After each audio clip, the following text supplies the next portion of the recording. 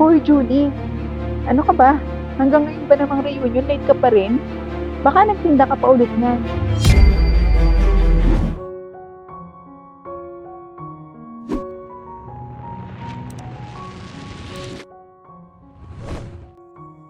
Mahirap lamang ang pamilya nila Julie. Halos isang kahig isang tuka lamang, ngunit iginagapang talaga ng kanyang mga magulang ang kanyang pag-aaral ng high school. Nay, papasok na po ako. Paalam ni Julie. Oh, magbaon ka na lang muna ng paninda kung di ko dyan, anak. Wala pa kasi akong kita ngayong araw. Magtitinda pa lang ako. Opo, Nay, nakakuha na po ako.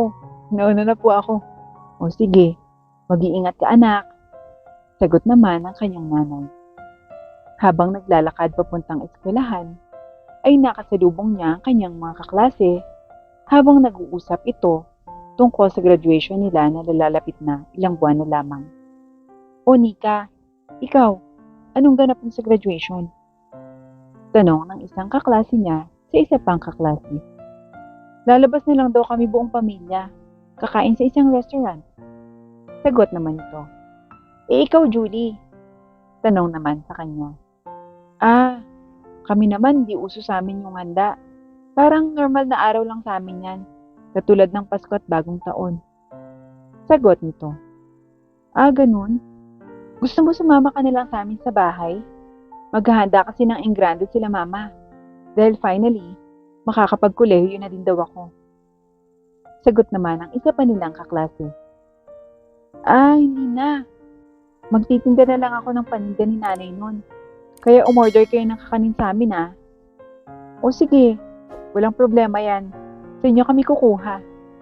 Sagot naman ni Nika. Sa isip ni Julie. Buti pa sila, nagagawa nilang mag-celebrate ng mga ganoong okasyon sa araw nito mismo. Nagsimula na rin ang kanilang klase. Good morning, class. May meeting ako ngayon, kaya magkakaroon kayo ng activity na reporting para bukas. Sa ngayon, gusto kong pumili kayo ng isang partner. At bukas, maging ready kayo to present. Pagkatapos magbigay ng instruction ng guro, ay umalis na ito. Bye, ma'am. Paalam ng mga estudyante. Namili na nga sila ng kani-kanyang mga kaparehas at si Julie ay may nakapareha din. Anong topic ba yan, Julie? Tanong ng kanyang kapareha. Pagiging mabait at mabuti. Maaari bang magkasama o hindi? Yan ang topic natin. Sige. Pa-explain naman ako, Julie, ng pagkakaunawa mo para may ideya ako sa topic. Salamat. Saad ng kanyang kapareha.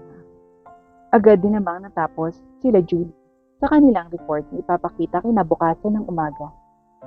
Kaagad na umuwi na si Julie dahil sa gabi ay pagtitinda naman ng balot ang kanyang ginagawa. Nay, bahay na po ako. Nakaubos po ba kayo ng biko nyo ngayon? Oo, anak.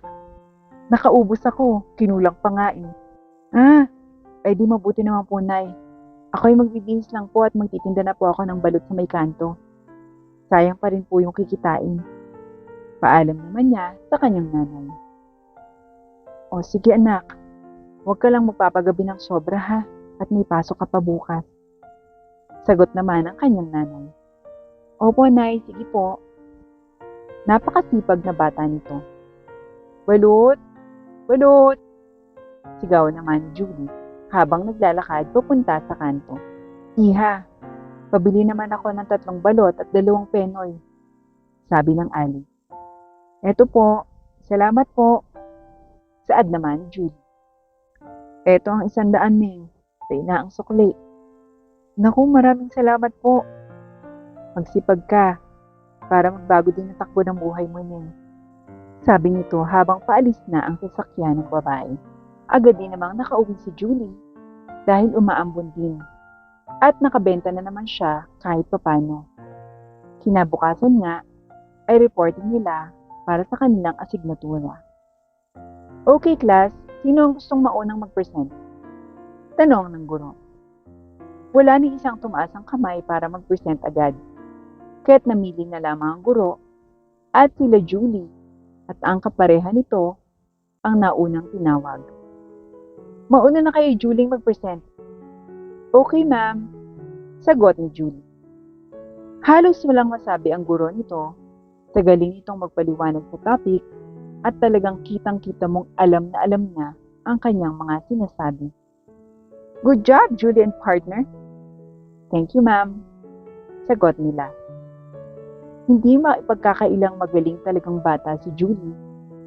At hindi lang yun ang hahangaan mo dahil napaka-madiskarte rin ng batang ito.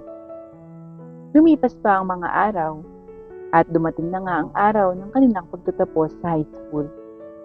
Nay, tara na po. Baka mahuli po tayo sa graduation ko. Masayang yaya ni Julie sa kanyang ina. Hay nako anak, magtatapos ka na ngayong araw ng high school. Pasensya ka na kung hindi ka na makakapagkolehiyo ha. Malungkot na saad ng nanay niya. Ano ba naman, Nay? Okay lang po. Tama na nga po. Baka magkaiyakan pa tayo. Masisira po yung ayos ko. Pabiro namang sagot niya sa kanyang ina. Pagdating sa paaralan, andun ang lahat kahit pumili na rin sila upang makapag-marcha papunta sa stage ng kanilang paaralan. Uy, Julie! Congrats ha! Bati ng isa niyang kaibigan. Congrats din, pe! Sagot naman ni Julie. Marami sa kanyang mga kaklase ang magkakolehiyo pa, maliban sa kanya. Kaya't medyo nakakalungkot talaga. Simula noon, nagkahiwa-hiwalay na rin silang magkakaklase. Walang sinayang na oras si Julie at talagang sinipagan pa niya para kumita ng maayos at maganda. Gustong-gusto niya kasi talaga makapagtayo ng sarili niyang bahay. Nag-apply siya bilang assistant ng isang matanda na hindi niya alam ay isa palang CEO ng isang malaking kumpanya. Ma'am, magandang araw po. Nag-a-apply po ako bilang assistant po. Fast learner po ako. Kahit high school graduate lang po ako. Saad ni Julie. May I have your resume and your family background? Sabay kuha ng iniabot ni Julie. Ah, 4 kayong magkakapatid at ikaw ang panganay. At ang nanay mo naman ay pagtitindang hanap buhay. Tanong ng matanda. Opo, ma'am. Pero kahit ganun po, masipag po ang pamilya namin. Okay, you may start your work tomorrow. Sagot naman agad ng matanda dahil kitang-kita niya ang determinasyon ng batang si Julie. Ilang buwan pa lamang nagtatrabaho si Julie at malaki na ang naitulong niya sa matanda sa pagpapatakbo ng kumpanya. Julie, halika dito. Alam mo, yung strategy at proposal na ginawa mo para sa client, approve na at nakapirma na rin sila ng kontrata nila. Masayang balita ng boss niya. Naku, mabuti naman ma'am. Ang gandang balita. Oh, eto ang bonus mo. Dahil simula nang naging assistant kita, puro magaganda ang mga nangyayari. Thank you, Julie. Saad ng matanda. Oh, thank you po, ma'am. Masyado po yatang malaki to, ma'am. Ano ka ba, Julie? You deserve it. Nakangiting sagot ng matanda sa kanya. Lubos nang pagtiniwala sa kanya ng matanda dahil sa ipinakita niyang sipag sa trabaho. Kaya't hindi na ito nagdalawang isip pa na ipasok ang kanyang assistant na si Julie sa kanyang kumpanya. Ipinasok niya ito bilang isang manager dahil matanda na rin siya at walang pamilya. Naisip niyang magandang i-train si Julie bilang kahalili niya sa mga susunod na panahon. Nay, sa bahay na po ako. Meron po akong magandang balita. Saad ni Julie pag-uwi sa kanilang bahay. Ano yan anak? Mukhang napakasaya mo naman. Sagot ng nanay niya. Yung proposal po na ginawa ko para sa investor ng amo ko, approve na. Kaya malaki po yung bonus ko. At bukod po doon, ipinasok po akong manager ng boss ko sa kanyang pagmamay-aring kumpanya. Talaga ba anak? Naku, maraming salamat sa Diyos. Lumipas pa ang mga araw at unti-unti ay nakaakyat ng posisyon si Julie sa kanyang trabaho dahil sa ipinakita niyang kasipagan. At ngayon nga, ay Vice President na siya ng kumpanya. Nay, bahay na po ako. May maganda po ulit akong balita, Nay. Ano yun, anak? Na-promote po ako ulit.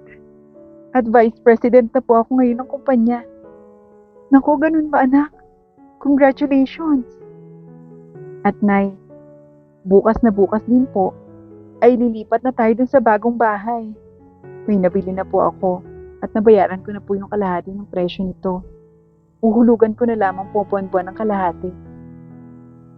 Diyan ko po inilagay ang buwan-buwan kong bonus at ang mga naipon ko sa pagtatrabaho. Naku anak, maraming salamat. Alam mo ba, dati pangarap ko lang to eh. Ngayon, may maganda na tayong bahay. Huwag kayong mag-alala, Nay. Gagalingan at sisipagan ko pa para may maibigay pa ako sa inyo bukod dito. Salamat, anak. Lubos pa ang sinipagan ni Julie ang pagtatrabaho, kaya't pati ang mga board member ng kanilang kumpanya ay lubos ang paghanga sa kanya. Well, Nora, I would say, hindi ka nagkamali sa pagpili kay Julie. Napakasipag at napakabuti niyang tao. Oo naman, pinag-isipan kong mabuti yan. At hindi ako binigo ng batang yan. Patuloy niya akong pinapahanga. Sagot naman ito. Lumipas pa ang 10 taon. Isa ng ganap na presidente ng kumpanya si Julie at napayapa na rin si Miss Nora na kanyang boss noon. Good morning, Madam Julie. May meeting po kayo ng 10 a.m. And after lunch, meron po tayong product testing. Saad ng kanyang secretary. Okay, salamat. Sagot niya habang nakangiti.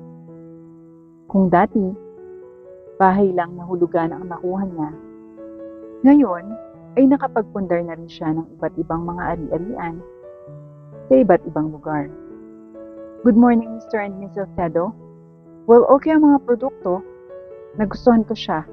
So we can now sign the contract for the partnership. Saad niya sa kamiting ng mga oras na yun. Nung walang sinasayang na oras, dahil bago pa man niya nakaharap ang mga ito, ay nakapag-background check na siya at natest na rin niya ang mga product, kaya madali na sa kanya ang pagdedesisyon. Well, okay, Ma'am Julie. Let's sign the contract. Saad naman, Mr. Salcedo. Pagkatapos naman ng meeting, ay nagmamadaling lumapit ang kanyang secretary dahil may gustong kumausap sa kanya sa telepono. Hello, sino to? Sagot niya sa telepono. Julie, sinika to.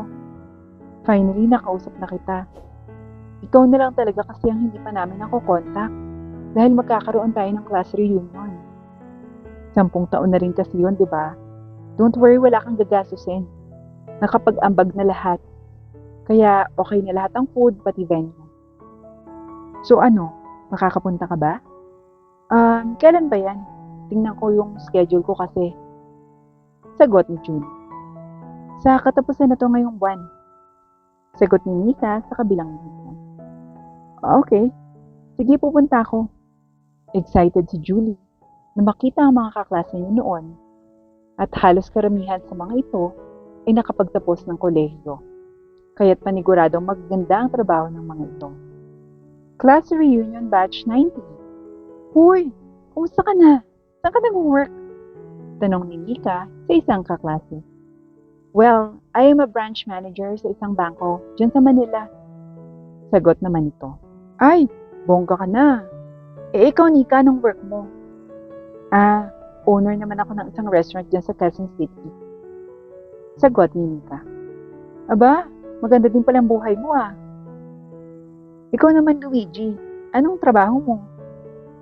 Tanong sa isa pang kaklase. Pinapatakbo ko yung negosyo nila daddy. Alam mo na, nag-iisang anak ako so sa akin napunta yung negosyo.